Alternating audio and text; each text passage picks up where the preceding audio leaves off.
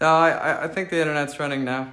Uh, hey everyone, thanks for checking in for another live broadcast.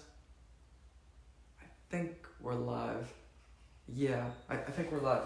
Okay, I'm gonna start this out with some shout outs. I had to write them down because otherwise I forget. Welcome to another Back Giving Tuesday, April 7th. Yeah. There's going to be a shout out to Katrina True. She's doing an amazing job. She's a nurse at the Royal Free Hospital. And just send her all your love because she's working in the front lines and saving lives. So thank you, Katrina True. Also, a shout out to John Steve Sullivan and Jesse Singilo. They're also doctors that are working the front lines and helping a lot of people. So really, thank you so much to all the doctors, nurses, and medical professionals who are doing so much to help everyone during this time. There were a couple song suggestions, and I love them. Keep coming up with them because they're really great. From AG, there was a recommendation of doing Gethsemane, which I love that song. I actually love that musical, and this is like the perfect time because Easter's coming up. Emma recommended that I sing Jim Morrison songs, and I think that's I think that's just an incredible suggestion because I love Jim Morrison. I'm really inspired by Jim Morrison, and so is Jim Steinman. I mean, Jim Steinman based a lot of his poetry on Jim Morrison's poetry from The Doors. Chrissy suggested Born to Run or Soon It's Gonna Rain from the Fantastics. I think what's so funny about Born to Run is that when Todd Rundgren signed up to be the producer for the first Bat Out of Hell album, it just so happened that he thought the whole Bat Out of Hell album was a parody of the Born to Run album. And that's why he signed up to do it. And there were also a few musicians from Bruce Springsteen's band who played on the Bat Out of Hell album. And I think they were embarrassed about it at first, until the album became a big hit, and then they told people, "Oh yeah, I played drums on that, or I played bass." Kathy recommended "Heaven Can Wait." That would be amazing. I don't know if I could do it justice like Christina. She really does an amazing job with "Heaven Can Wait." And Nicole recommended a distance duet of "Making Love Out of Nothing at All." So I'm talking to Christina, and she is down, and we'll see in the coming weeks when that all comes together. So there's going to be a really special song performance today. My friend Drew Wudke is going to help me out. Drew and I worked together on a really special project last year, and someone said, "Hey, could you do a song from Dream Engine?" And I thought that was probably the best recommendation for this week because it happened a year ago, this time last year, and it really shows how talented Jim Steinman was at age 21 or 22 when he first put together this whole gigantic musical. So I'm going to let Drew do a little bit of the talking about it, and also the charity that we're supporting this time around. So, without further ado, here is, and I'll talk about this picture after the performance, but without further ado, here is Drew.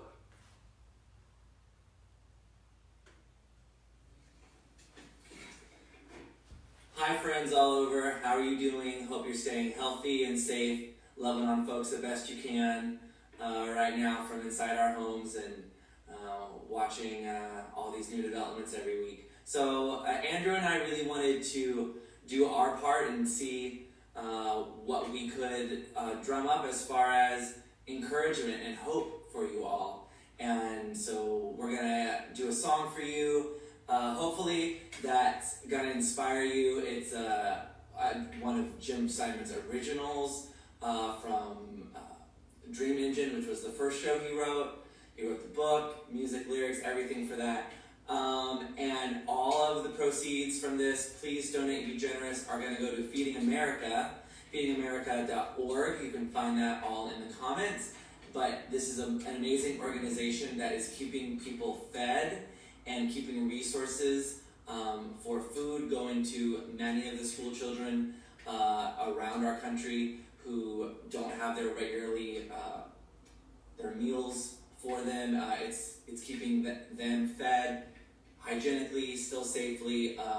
They have a website you can find out all you need to, but please be generous with them. Again, this is one of the most amazing original Jim Steinman songs, and you're going to hear a part of a song that I think you'll know from it. But all of this, just Andrew and I wanted to encourage you all to be generous and to reach out to those around you and give where you can. Again, feedingamerica.org, and we'll see you on the other side of the song, okay? Okay, just to give you some context, we are social distancing. Drew's all the way in Indiana, so he sent this over. And also, Feeding America, the donate button is right below this live video in another post. And also, alternatively, you can do andrewpolec.fundraiser@gmail.com, and I'll send you a little thank you song and send all the proceeds to Feeding America. So, also to give you context, this is the first song in the rock musical. It's called Come in the Night.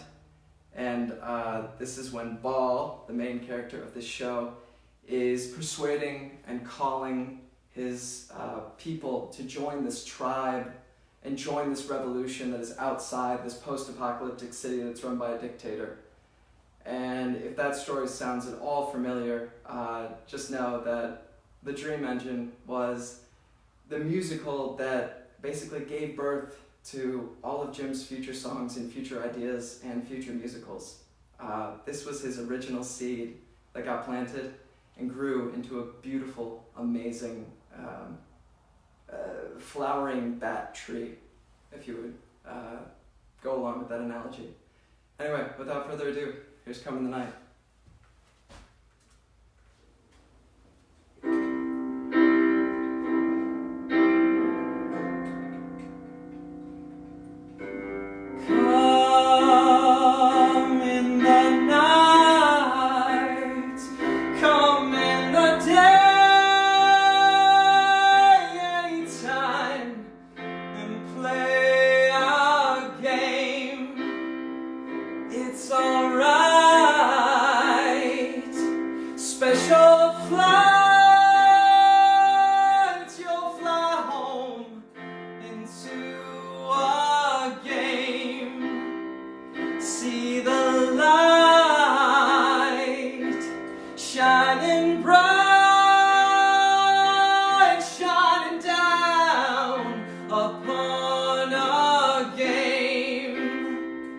In the night,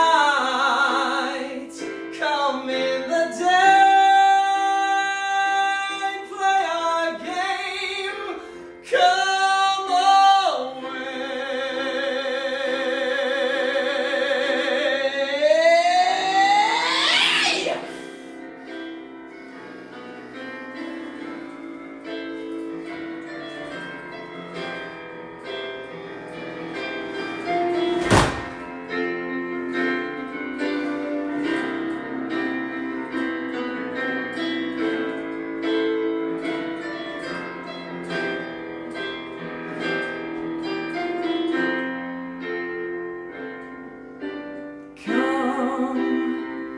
In the night, come in the day,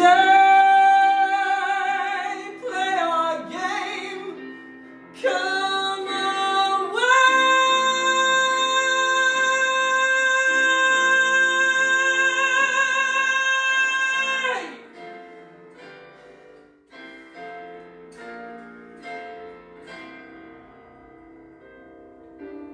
Turn around.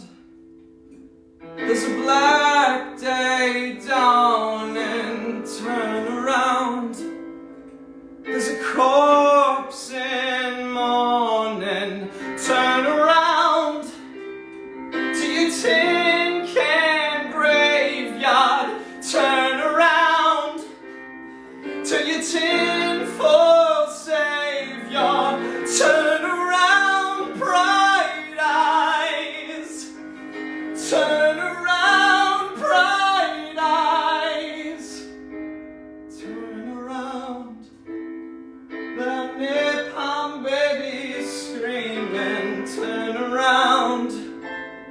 There are rivers streaming. Turn around to the blood on your highways. Turn around, pick up a new war each day now. Turn around, bright eyes. Whoa, turn around, bright eyes.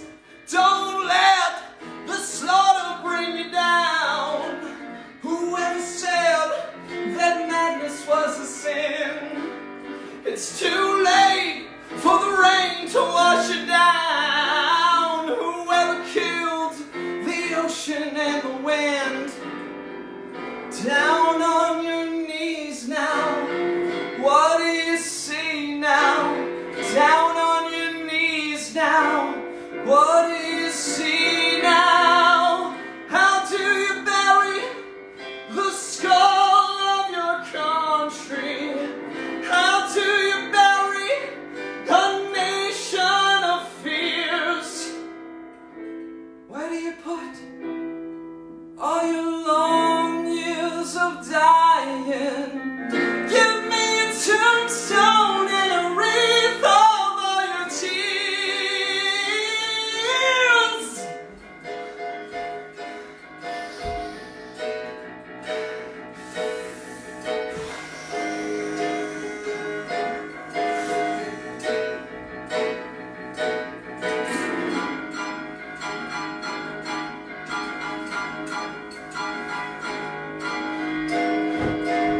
Come in the night, come in the day, anytime, and play a game. It's alright. Special flight, you'll fly home into a game. See the light shining bright, shining down upon our game. In the night, come in the day, play a game. Come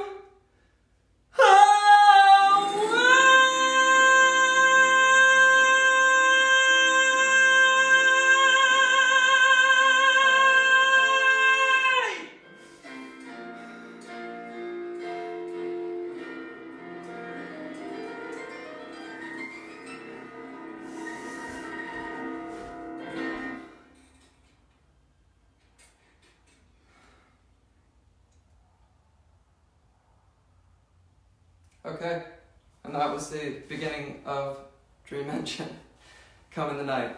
I think I just have to switch something real quick because my social media might run out of its limit. I don't know how to fix that. If I go out, I might come back in, so hang with me. Anyway, I'm sure you're all wondering what this picture is. This picture was on the t-shirt of Strat for any iteration of Battle to Hell the Musical. And Misha, the wonderful costume designer, showed it to me once and I said, "Who is that?" And she said, "Well, guess." And I said, "Oh, that looks like Jim Morrison, I don't know." And they said, "No, that is Jim Steinman." And that is Jim Steinman when he was singing and playing and leading, being the star in his musical, The Dream Engine. So there's obviously this picture of him. Let me go full screen. And then, there's him singing. There's Barry Keating. He's doing the famous monologue, Ketchup or Blood. And I think what's so special about Jim Steinman is he's always playing with, oh, is it this or is it this? What's the real meaning and what's the true meaning that he means behind his language? I mean, Come in the Night, there are some double entendres there and double meanings, and there's also that lyric in the song, Down on Your Knees Now, What Do You See Now? And I'll let you guys guess what exactly that might be. But Barry Keating, with the help of the wonderful Alan Parks and also Pat, Sarah Zaro, and also Drew Wadkey with the musical direction, helped put this beautiful production together last year when it was the 50th anniversary of this musical being born. And we didn't get quite as naked as the original production. The original production, actually, the police came in and had to shut it down because everyone got naked in the second act. I mean, that's all out of Jim's wonderful, ingenious, and crazy mind. But because they got naked, a bunch of police descended onto the stage from the audience and shut the production down. So, I don't know, if that's not a good way to end your college career, I don't know what is. But in the end, Joseph Papp of the Polec, he saw the production of Dream Engine and went, wow, this is like Hair, but this is like a real rock musical. This is like Hair on stage.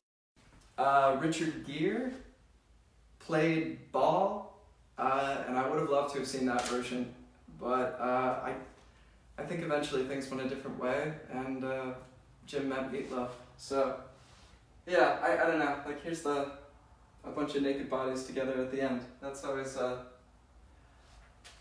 tons of fun. So that is a little glimpse into the beautiful Dream Engine world.